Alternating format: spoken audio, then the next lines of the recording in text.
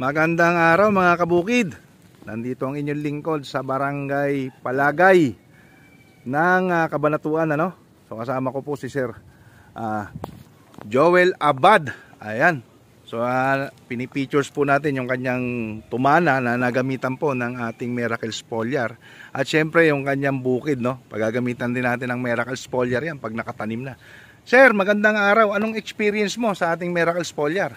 Ayan po, nakita nyo naman yung kalamansi. Nakakailang spray pa lang ako. Halos kabilis ng bumulas. Yung nga na sigarilyas, sumobra ng dami dahon. Bawasan nyo yung dosage, tapos habaan nyo yung interval. Okay, no? okay. Yun lang yung technique dyan. So sa ibang foliar, dadagdag tayo. Sa atin, babawas pa. So dahil sa sobrang lakas. So ilang beses nyo na po na-spray ito, sir? Dalawa pa lang, sir. Bali tatlo. Bali tatlo na. Tatlo. Yung po dati kasi yung mga kalamansi lang binobomba namin. Kaya po nakita nyo yung kalamansi. Kaganda ng naging bulas. Makinis, ano? Opo. Makinis yung tsura ng dahon niya. Dati naninilaw yan nung bombahin ko. Oo. Wala tayong... Hindi na videohan kasi. Hindi mo binidyoan eh. Opo. Pero sa nakita mo experience mo sa ating foliar, happy ka naman. Talaga. Approve ka. Aprobado sa'yo. Tingnan nyo po yung sigarilyas. Napakarami pong sumusupang pa. Sigarilyas siya mga kabukid. Makakapal na yung usbong. Dapat yan ay hindi masyadong malago para magbunga siya. Pero nagbubunga na. Umpisa na siya magbunga. Tuloy-tuloy na yan.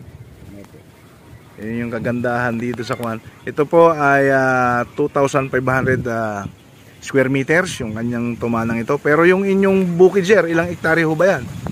Sa hektarya po ito. Sa hektarya. Yun doon sa kabila, hektarya din. Opo. Dalawa. So, yun, gamitan natin ang ating mga inputs para mas lalong gumanda itong ating mga lupa, no? Dahil talagang chemical dependent na yung ating lupa eh. Pag hindi ka magsasabog ng pataba, talagang hindi siya magbibigay ng magandang bunga. So yung ating produkto, ipakikilala ko sa inyo maya maya, ay magagamit nyo po talaga sa inyong bukid, sa inyong bakod, no?